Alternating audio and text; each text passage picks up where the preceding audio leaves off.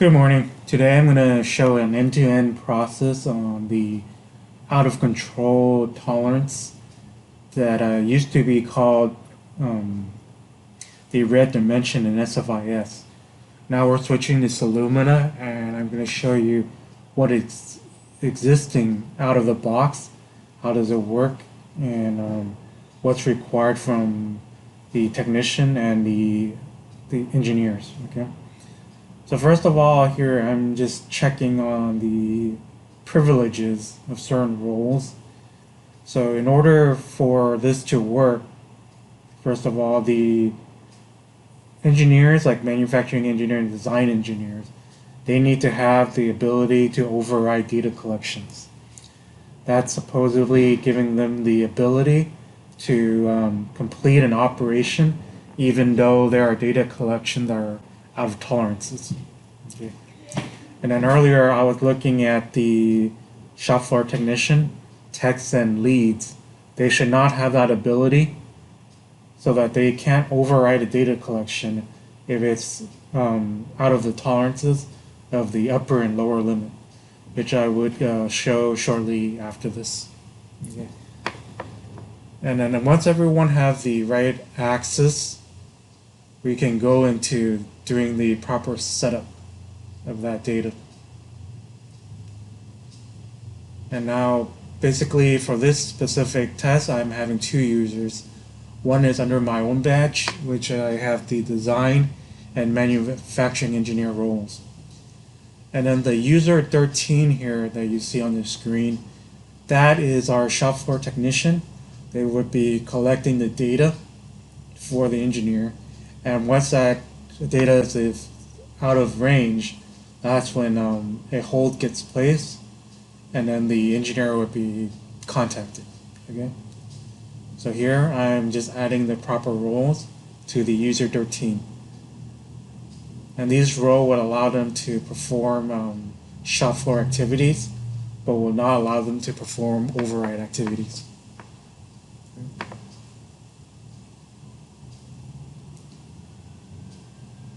Okay, I'm just double checking their access is correct. And then we'll move into the setup in the parameters real soon. Okay, so in order for this to work, there's a parameter that needs to be set within Solumina. So here under System Admin and Solumina configuration tables, there's a table called Global Parameters. And these allow us to set certain conditions on how Solumina behaves. And for that field there, you see Enable OC condition. This drives the out of control functionality for Solumina. It needs to be marked as Y for an active. And once this is active, we can use it for our the functionality of using out of control. So I just marked it as yes, and I logged in and out of the system. Okay. So the next step is to set up your standard data collections. Now here I'm using one existing, and I'm going to show what happens here. So once I try to check the SPC for this existing one, it's saying that the data is already used within the process plan. So they will not allow this to be changed. So the only way you can make it happen is make a new data collection level. Okay. So here I'm adding a new data collection similar to the one that's already existing. Just making a small change to the system so that it sees it as something different. Now I'm going to keep the same unit of measure, which is numeric 5. Okay. So once I create that, now I need to check the SPC, and I click OK. This created this new data collection type with the ability to drive the SPC. I think it was, I forgot what SPC means, but there's additional step to setting up SPC. There's a tab down below. Okay, this is where you have to set up the lower spec and upper spec limit. Okay. And then you also need to have Western electric rules and the subgroup data count. So right now I'm going to leave the Western rule as 1. Okay. And if you try to leave the subgroup as 0, it gives you an error. So I'm changing this to 2. I'm going to select it. This is just default just for this test here. I'll click OK. And from here, it should save that data. And every time you use this specific data collection now, it should be driving those tolerances. So here I'm going to the existing data collection for this item -506. I'm going to change it out for the one that I just created. Now for these data collection type, once you add it, you have to create a data collection title. Otherwise, it won't allow you to save it. Okay. So you can see it's already updated the lower and upper limit. So I'll click OK.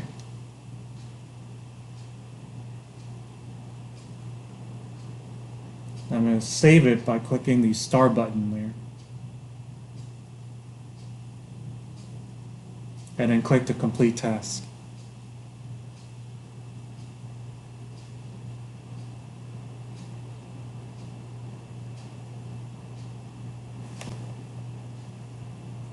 From here on the process plan, there's only required 2 steps to close it.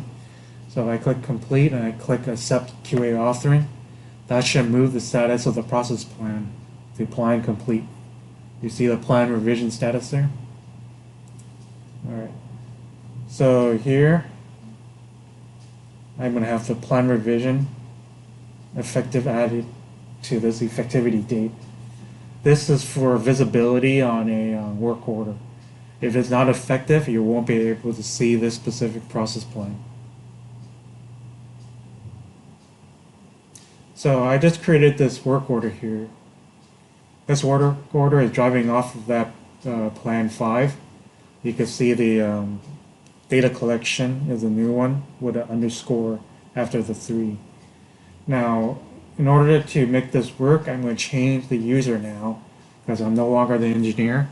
I'm acting as a shop floor technician.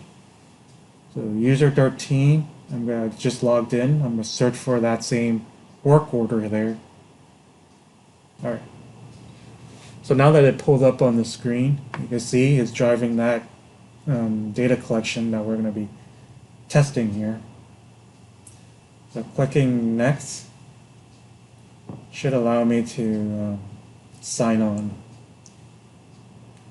And if you were signing on to other operations, the system would kick you out of those and allow you to sign into this new one.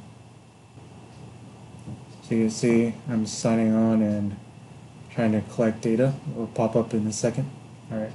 So here is where the data collection lives. So I'm going to put in my value. It has to be out of the tolerance of the lower and upper limit. So I'm going to add 22 and click OK. You can see that warning there. This is just a warning. It allows you to still input that record into the system. And then on the pop-up there, this is telling us that this specific data is out of control. So it's like similar to a red dimension. It will not allow the shop floor technician to continue. And you can see the value over there updated on the right side of the screen. And then in this process, it pops up this specific discrepancy record. I'm going to show you what happens if you try to populate it. This is actually optional. We don't need to use this. We can click cancel and still continue. If we do plan to use this, we'll need to work something out and set up the proper process on how to handle these discrepancies. Okay. So this is me just making a test here. And once I try to save it, you can see a process is now assigned to the home location for the discrepancy. So this requires an EBP support if we do plan to use it. But since I click the cancel button and then I click on the tab at the bottom for holds, you can see the system automatically created a hold for this specific operation and order. It won't let you continue any further. So I'm going to try to click next and see what happens.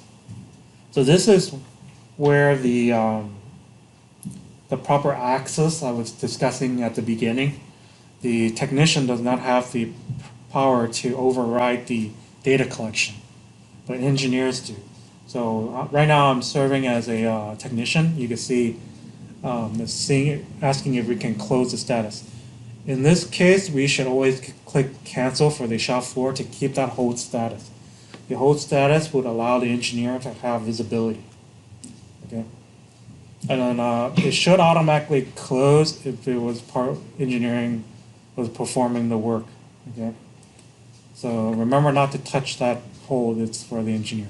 So I'm swapping over to the engineer, and I'm gonna be closing this. I pretty much got alerted that there's a hold on the work order. I'm looking into it. I evaluated by refreshing the screen. I can see what data was inputted by the user. And sometimes if you log in new, you should already see that. I can see the hold there.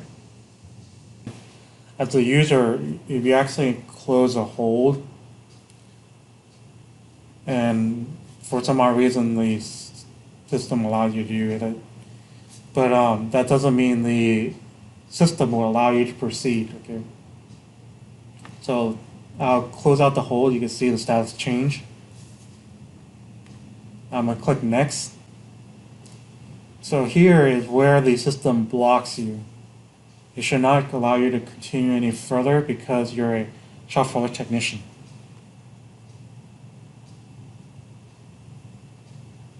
So this is the error that pops up for the users on the shop floor. In this case, the engineer would have to close out this order. And if you happen to accidentally close out the hold status, you can always generate another hold. Just provide description that that new hold is for the original one that was closed out by accident. Okay, so at least that hold is still there and visible to users. That is what's blocking this order. Now I just swapped over to the engineer status, and I closed out the operation so that we can move on. Okay. So technically, if you have a new operation, it will jump to that new operation. If not, if it was that happens to be the last operation before closing, it would automatically close the order.